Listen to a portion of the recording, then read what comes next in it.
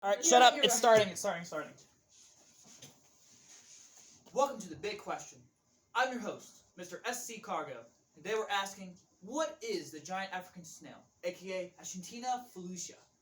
In front of me, we have the invasive species, the culprit themselves, Bonesy the snail. Look at them. That mischievous look in their eyes. That tan shell displays nothing but evil. And you see why I call you the giant snail? You can nearly grow 20 centimeters in size. That's crazy. And boy, let me tell you something. This snail can reproduce. Being both male and female, or hermaphrodite if you prefer that, it lays over 1,200 babies within a year. Considering they grow up in mere months, you can have quite the problem. Now, although this nuisance of a snail is everywhere, it luckily has predators here. For predators, I mean us, cats, and random birds. Originally, though, it was hunted by foxes, boars, rats, and even cannibalistic snails. You could just be walking in the forest and get eaten by your cousin. It also had a large appetite, because this snail could feed a rat for at least a week. Plus, just how slimy it is. I could never. But this could. Hold on. Terrified, aren't you? But, besides that, let's invite one of our very good guests onto the show. Let's get a little bit more technical. I would like to invite Dr. Shelley. Thanks, Mr. Cargo. So tell me, what exactly does the snail eat? Considering how large it is, I wouldn't be expecting anything less than a snail eating a bird. Well, actually, it's quite the opposite of that, in fact. Amazingly, they eat over 500 different species of plants, like peanuts, cucumbers, and melons, etc. That is certainly a ravenous appetite. They could eat somebody out of house and home. Ironically, they do. If they get hungry enough, they'll start eating the plaster of your walls. And the stucco, ma'am. Yeah, the stucco on your house. And also, they don't have any ferns in front of your house because they'll eat those too.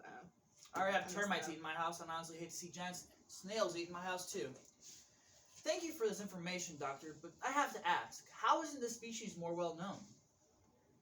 Well, that's because they aren't really from here. They're originally from Africa, right? How'd you know? I mean the name.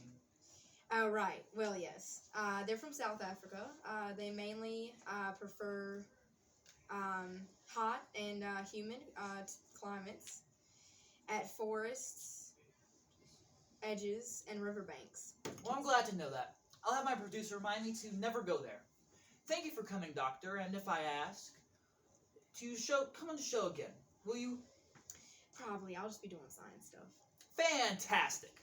Thanks, Doctor. You can leave now. Now, for our final guest, we have environmentalist Gary.